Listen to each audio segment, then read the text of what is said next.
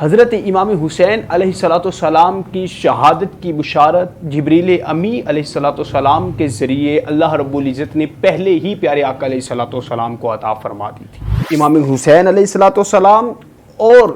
ان کے ساتھ جتنے بھی اہل بیت ہے، ان کے ساتھ جتنے بھی ان کے ماننے والے ہیں، ان سب کو کہو کہ یزید کی بیعت قبول کر لے، اگر وہ بیعت قبول نہیں کرتے تو ان کو قتل کر دیا جائے۔ اللہ کا احسان اسلام پاکستان۔ اعوذ باللہ من الشیطان الرجیم، بسم اللہ الرحمن الرحیم۔ گناہگارم سیاہ کارم شفاعت یا رسول اللہ، خراب و خستہ و خارم شفاعت یا رسول اللہ، قصوری را حضوری کن دوائے درد دوری کن، دلم تاریک نوری کن شفاعت یا رسول اللہ۔ السلام علیکم ورحمۃ اللہ وبرکاتہ۔ ناظرین کرام، آپ دیکھ رہے ہیں اسلام پاکستان اور میں ہوں آپ کا اپنا میزبان علی اسلام۔ ناظرین کرام، آج ہم بات کریں گے کہ کس طرح اسباب پیدا ہوئے کہ یزید نے امام حسین رضی اللہ تعالی عنہ کو شہید کرنے کا حکم دیا، اور کس طرح امام حسین علیہ السلام مدینہ کو چھوڑ کر مکہ کی طرف ہجرت کر کے گئے اور کس طرح کوفے میں پہنچے۔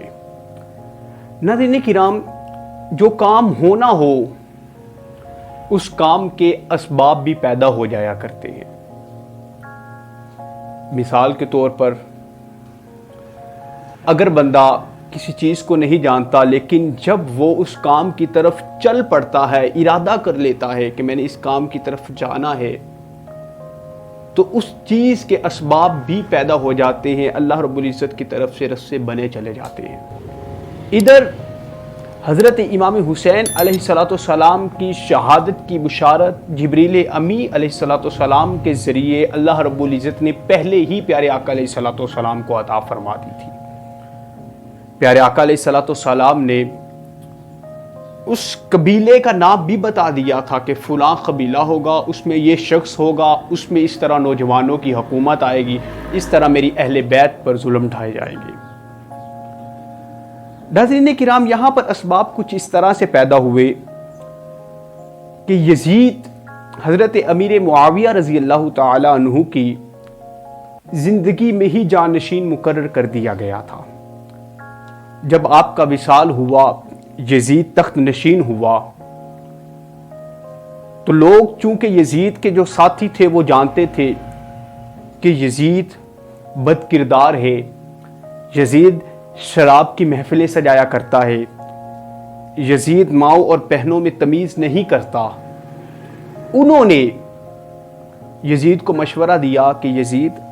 اگر تو اپنی حکومت کو بچانا چاہتا ہے نا، تو جو حضرت امام حسین علیہ السلام ہیں ان کو، اور جو ان کے ساتھی ہیں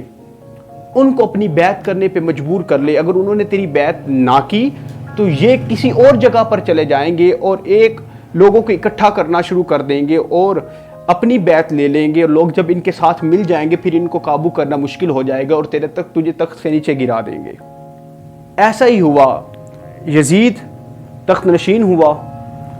اس نے ولید بن عقبہ جو کہ گورنر مدینہ تھے، اس کو ایک خط لکھا کہ مدینہ میں حضرت امام حسین علیہ السلام ہے اور جو ان کے ساتھی ہیں ساتھ، ان کو میری بیعت کرنے پر مجبور کرو، اگر میری بیعت نہیں کرتے تو ان کو قتل کر دیا جائے۔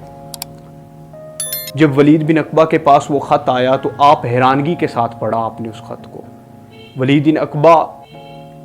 گورنر مدینہ تھے، کسی سے ملتے جلتے نہیں تھے اتنا زیادہ،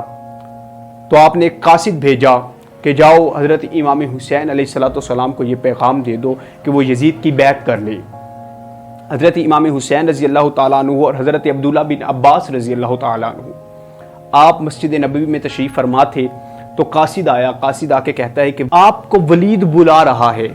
گورنر مدینہ بلا رہے ہیں۔ تو امام حسین علیہ السلام نے حضرت عبداللہ بن عباس رضی اللہ تعالیٰ عنہ کی طرف، اور حضرت عبداللہ بن عباس رضی اللہ تعالیٰ عنہ نے حضرت امام حسین علیہ السلام کی طرف دیکھا اور گفتگو کی کہ خیریت ہے؟ ولید بن عقبہ تو کسی سے ملا نہیں کرتے، لیکن آج پیغام بھیجا ہے کہ ان کو بلا کر لاؤ، خیریت تو ہے۔ حضرت امام حسین علیہ السلام فرماتے ہیں مجھے شک ہے کہ جس طرح کہ حضرت امیر معاویہ کا انتقال ہو چکا ہے، آپ وصال کر گئے ہیں اور یزید تخت نشین ہو گیا ہے، اور ولید نے خط ایسے لکھا ہے ولید بن عقبہ کو کہ آپ حضرت امام حسین علیہ السلام کو کہیں کہ وہ میری بیعت کرے۔ دونوں شخصیات نے، حضرت امام حسین نے اور حضرت عبداللہ بن عباس رضی اللہ تعالیٰ عنہم اجمعین نے آپس میں مشورہ کیا، اور حضرت امام حسین رضی اللہ تعالیٰ عنہ چل دیے جیسے ہی ولید کے دربار میں پہنچے۔ تو ولید نے کہا کہ اس طرح مجھے یزید کی طرف سے خط آیا ہے کہ آپ بیعت کر لیں۔ تو حضرت امام حسین علیہ السلام نے فرمایا میں پہلے مشورہ کروں گا، اس کے بعد میں آپ کو جواب دوں گا۔ تو آپ یہ کہہ کر گورنر مدینہ کے دربار سے باہر آ گئے۔ حضرت عبداللہ بن عباس رضی اللہ تعالیٰ عنہ کو پتہ چلا تو آپ مدینہ سے مکہ کی طرف ہجرت کر کے چلے گئے۔ حضرت امام حسین علیہ السلام جو کہ ابھی مدینہ میں موجود تھے، ولید کبھی خود آتا، کبھی اپنے قاصد کو بھیجتا، مجبور کر دیا، زمین کو تنگ کر دیا، حضرت امام حسین علیہ السلام کو مجبور کر دیا کہ آپ یزید کی بیعت کریں۔ لیکن حضرت امام حسین علیہ السلام نے صاف واضح الفاظ میں انکار کر دیا کہ میں یزید کی بیعت نہیں کروں گا، وہ میرے نانے کی شریعت کو نہیں مانتا، وہ میرے نانے کی شریعت پر عمل نہیں کرتا، میں اس کی بیعت قبول نہیں کروں گا۔ آپ نے واضح الفاظ میں انکار کر دیا۔ جب زمین کو تنگ کر دیا گیا تو ادھر حضرت امام حسین علیہ السلام کو شہید کرنے کے ارادے کیے جا رہے ہیں، پلاننگ کی جا رہی ہے۔ ادھر حضرت امام حسین علیہ السلام اپنی ساری اہل بیت کو اکٹھا کرتے ہیں اور کہتے ہیں کہ جس طرح ہمارے نانے نے ہجرت کی تھی، مکہ سے مدینہ کی طرف آئے تھے، اب ہمیں بھی ہجرت کر کے مدینہ سے مکہ کی طرف جانا ہوگا۔ ناظرین کرام دیکھیں اس قدر زمین تنگ کر دی گئی میرے امام حسین پر کہ آپ نانے کے دربار میں آئے، جو مدینے کے والی ہیں وہ نانے کے دربار میں آئے، بادب کھڑے ہو کے سلام عرض کیا اور نانے کی بارگاہ میں عرض کرتے ہیں نانا یہ وہ مدینہ ہے جہاں پہ میری ماں کا مزار ہے، یہ وہ مدینہ ہے جہاں پہ میرا بھائی امام حسن ہے، یہ وہ مدینہ ہے جس مدینے کی گلی کوچوں میں آپ ہمیں کھلایا کرتے تھے، یہ وہ مدینہ ہے جس کی گلیوں نے وہ منظر بھی دیکھا کہ ایک کندھے پہ میں ہوتا تھا، ایک کندھے پہ میرا بھائی حسن ہوتا تھا، اس کی گلیوں کوچوں نے وہ منظر بھی دیکھا کہ ہم عید کے کپڑے اگر ماں سے کہیں، ماں دعا کرے تو جبریل عید کے کپڑے لے کر آ جایا کرتا تھا۔ نانا یہ وہ جگہ ہے جہاں پہ بلال حبشی کی اذان کانوں میں پڑا کرتی تھی، یہ وہ جگہ ہے جہاں پہ صدیق اکبر رضی اللہ تعالیٰ عنہ، عمر فاروق رضی اللہ تعالیٰ عنہ، عثمان غنی اور میرے بابا مولا علی موجود تھے۔ نانا مدینہ مجھے بڑا پیارا ہے لیکن مدینے کے باسی مجھے یہاں پہ نہیں رہنے دے رہے، زمین تنگ کر دی گئی ہے۔ نانا جس طرح آپ پہ مکہ کی زمین تنگ کی گئی، آپ مکہ سے ہجرت کر کے مدینہ کی طرف آ گئے، اب ہم بھی ہجرت کر کے آپ کا دربار چھوڑ کے مکہ کی طرف جا رہے ہیں۔ ایک پنجابی کا شاعر ہے الحاج محمد اکرم دردی صاحب، انہوں نے مدینہ کی روانگی لکھی۔ مدینہ سے مکہ کی طرف روانہ ہوتے ہوئے امام حسین علیہ السلام نانا کے دربار میں کھڑے ہوئے، نانا کے دربار میں کھڑے ہو کر کیا التجا پیش کر رہے ہیں؟ شاعری میں یوں کہتے ہیں کہ کربل نو وساون لئی نانا جی اسی ٹر چلے ہاں، دین حق دا بچاون لئی نانا جی اسی ٹر چلے ہاں۔ ناظرین کرام اس قدر زمین تنگ کرتی گئی۔ ادھر سے کوفہ والوں کو پتہ چلا کہ امام حسین علیہ السلام مدینہ سے مکہ کی طرف ہجرت کر کے آ رہے ہیں۔ جب آپ ہجرت فرما رہے تھے، مدینہ سے مکہ کی طرف جا رہے تھے، تو رستے میں حضرت عبداللہ بن مطیع سے ملاقات ہوئی۔ آپ کو اہل کوفہ کے خط بھی موصول ہو رہے تھے، تو حضرت عبداللہ بن مطیع نے حضرت امام حسین علیہ السلام سے ملاقات کی، اور حضرت عبداللہ بن مطیع رضی اللہ تعالی عنہ نے حضرت امام حسین علیہ السلام سے عرض کی کہ آپ پیارے آقا علیہ الصلوۃ والسلام کے نواسے ہیں، آپ وہ ہیں جنہوں نے پیارے آقا علیہ الصلوۃ والسلام کی زبان مبارک کو چوسا ہوا ہے۔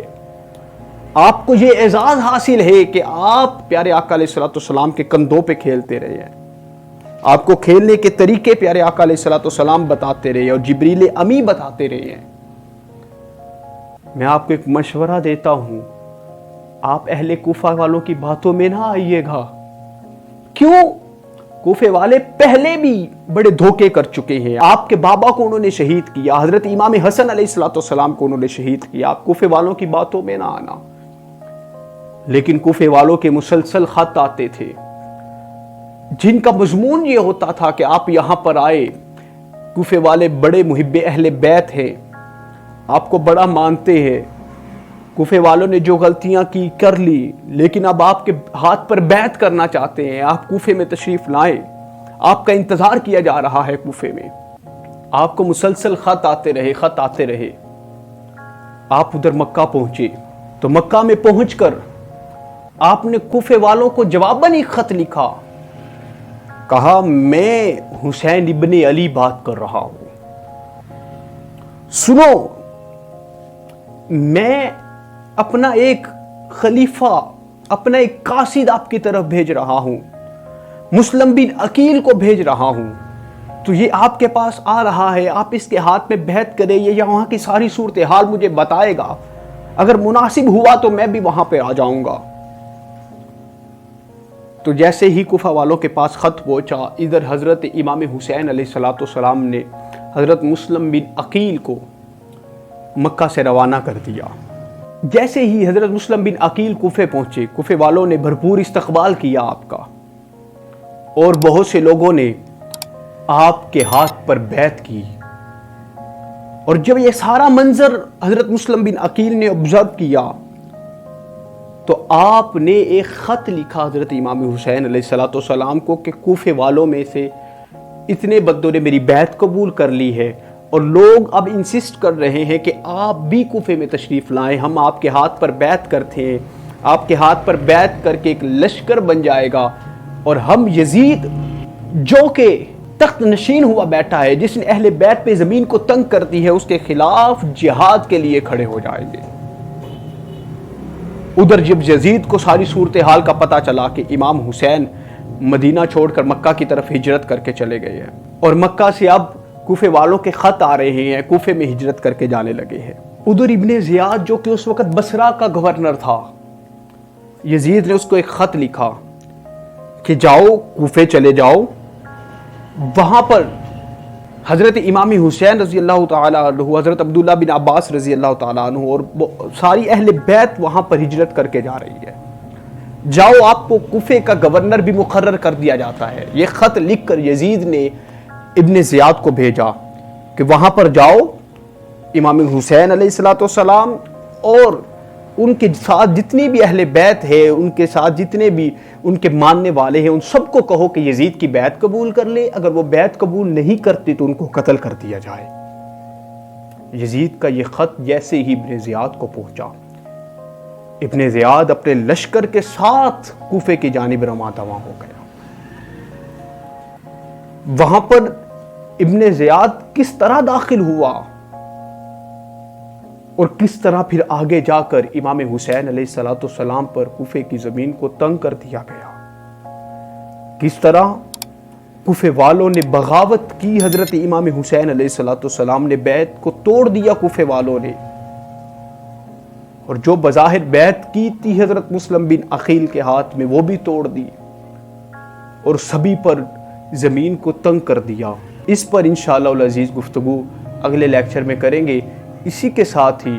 آج اپنے میزبان علیہ السلام کو دے اجازت اور دیکھتے رہیے اسلام پاکستان۔ السلام علیکم ورحمۃ اللہ وبرکاتہ۔